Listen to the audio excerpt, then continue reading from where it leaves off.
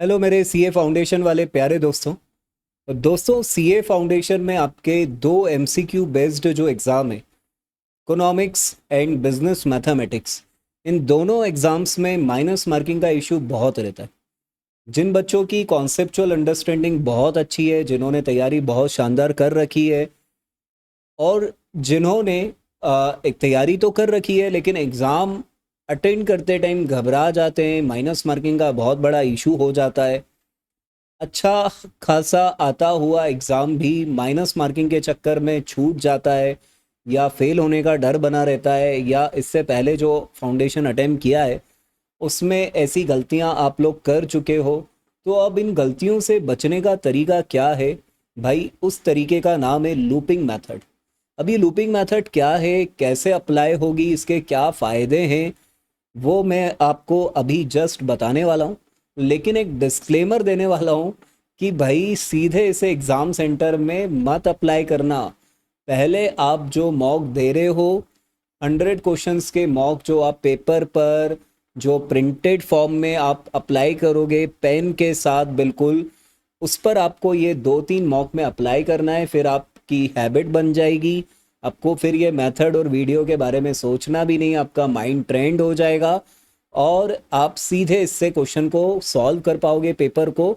तो मैं CA foundation वाले बच्चों के लिए पर्टिकुलरली लूपिंग मेथड डिस्कस कर रहा हूँ फॉर एमसीक्यू बेस्ड पेपर। जो क्वेश्चन 100 आएंगे, माइनस मार्किंग उसमें होती है, और टाइम 120 मिनट्स, यानी कि 2 घंटे का टाइम ही आपको इंस्टीट्यूट दे रहा है। तो भाई अब ये कैसे लूपिंग मेथड वर्क करेगी वो मैं आपको बता रहा हूँ।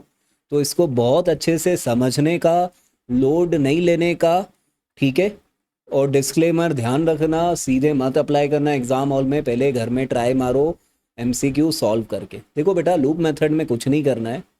आपको जो 100 क्वेश्चंस हैं उसको करने के लिए टोटल 120 मिनट्स मिले हुए हैं। एम आई राइट?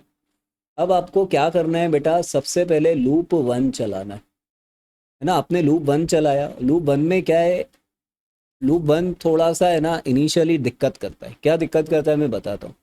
आप एग्ज़ाम हॉल में गए, पढ़ाई कर रखी है, जिसने तैयारी ज़्यादा कर रखी होती ना वो ज़्यादा डरता है। एक डर का माहौल रहता है उसको कि भाई मेरी मेहनत ख़राब ना हो जाए। और जिसने बिल्कुल तैयारी नहीं की होती है ना, वो तो भाई सुकून भरे जीवन में जी रहा है।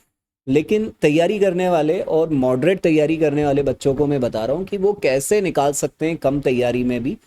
तो भाई, आपने एग्ज़ाम सेंटर में गए ना, सब बच्चे डरे हुए हैं, थोड़ा एक स्ट्रेस रहता है, सांस लेने में भी तकलीफ होती है, बहुत सारे इश्यूज होते हैं। तो लूप 1 में आपको क्या करना है बेटा, बहुत ही केयरफुली जाना है। मैं बता रहा हूँ क्या करना है आपको। जैसे आपने मान लो क्वेश्चन 1 पढ़ा, पढ़ के ही नहीं आया, छोड़ो, घबराओ नहीं। एकदम मत सोचने लगो अरे पहला ही क्वेश्चन नहीं पढ़ा, बन रहा है, अब शगुन हो गया है और हमारा तो जीवन खराब है। अपने आप को कोसना नहीं है बेटा, कोसो नहीं अपने आप को। आपने मेहनत की है, ये सीए का एग्ज़ाम है, ये लेबल वाला एग्ज़ाम है, इसमें मज़े लिए जाएंगे, तो डरना नहीं है आपको। तो भाई आपको अपने आप को गलत नहीं सोचना है। फिर आपने दूसरा क्वेश्चन पढ़ा, ये भी नहीं बना, तो नर्वस नहीं होना है। तीसरा पढ़ा, नहीं बना, नर्वस नहीं होना है। चौथा पढ़ा, नहीं बना है। पांचवा पढ़ा, नहीं बना, पेपर फाड़ के मत फेंक देना। ये लूप मेथड में आपने नहीं किया है तो कोई पाप नहीं हो गया है आपसे। बेटा आपको ऐसे लूप चलाना है। जैसे ही आपने 6 क्वेश्चन पढ़ा, ये बहुत इजी था, 1-2 लाइन का क्वेश्चन था, इजी क्वेश्चन था, आपने टिक किया। तो ऐसे आपको लूप चलाने। तो ये पहला लूप आपके क्वेश्चन 1 से क्वेश्चन 100 तक चलेगा। और इसमें आपको मात्र शुरू के 35 से 40 मिनट, ये टेंटेटिव कैलकुलेशन है, मैं कोई आपका रिपोर्ट कार्ड नहीं बना रहा हूँ। मैं एक एवरेज जो स्टूडेंट होता है, मैं खुद एक एवरेज स्टूडेंट था बेटा। मैं कैसे सीए बनाऊँ, मैं क्या किया है वो मेरे को मालूम है। लेकिन क्वेश्चन 1 से क्वेश्चन 140 मिनट का आपको पहला लूप चलाना है। अब मान लो बेटा, इसमें आपके जो क्वेश्चंस हैं वो आपके मात्र 30 क्वेश्चन ही बने, तो आपको घबराना नहीं है। ये 30 क्वेश्चन वो हैं बेटा जो आपने इन 100 क्वेश्चन में से ढूंढने हैं, जिनमें आप 100% श्योर शॉट क्लियर थे। ये एकदम प्योर हैं, ये सच्चे मित्र हैं आपके, ये माइनस मार्किंग नहीं कराएंगे। अब बेटा आपकी कंडीशन देखो क्या हो गई है। देखो, पहले तो मैं इधर अपनी कंडीशन सुधार लूँ, लाइन खींचने में भी दिक्कत हो रही है।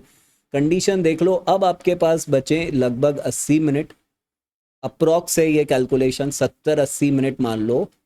और आपके लगभग 70 क्वेश्चन बचे हैं अभी भी, ठीक है ना, 70 क्वेश्चन बचे हैं। अब आपको क्या करना है बेटा, सेकंड लूप चलाना है। अब सेकंड लूप की खासियत देखो बेटा, अब आपको लूप में मात्र 70 क्वेश्चन पढ़ने हैं बेटा।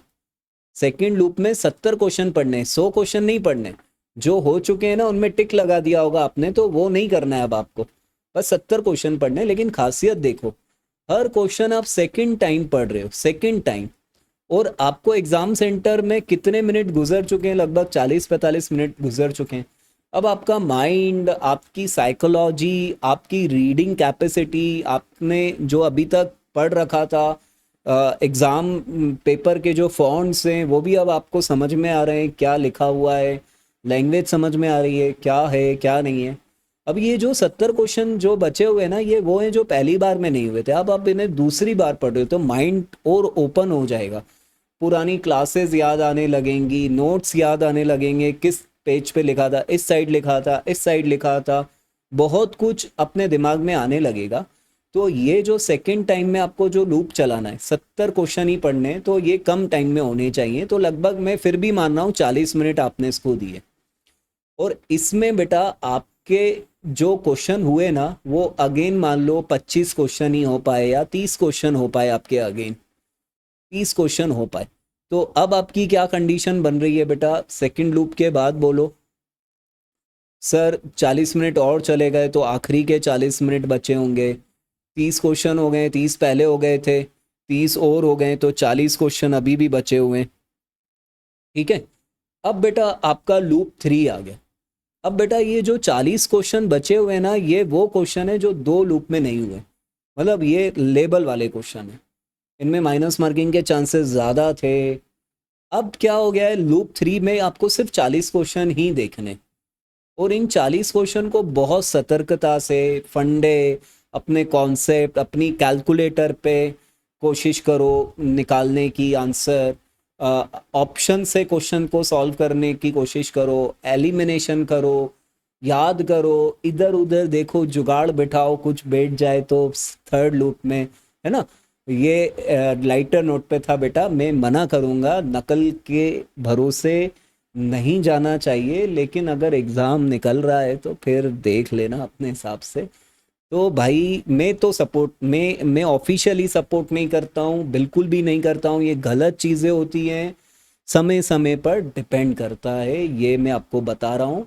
तो लूप 3 40 क्वेश्चंस बचे हैं, 40 मिनट बचे हैं, 40 क्वेश्चंस पर ही ध्यान देना है। अब 40 मिनट 30 भी हो सकता है, कोई ढीला इंसान है, किसी के हो सकता है 1 घंटे ही बचे हो, कोई बहुत होशियार है, होशियार बच्चा तो वीडियो ही नहीं देखेगा ये इतने देर तक वाला, है ना।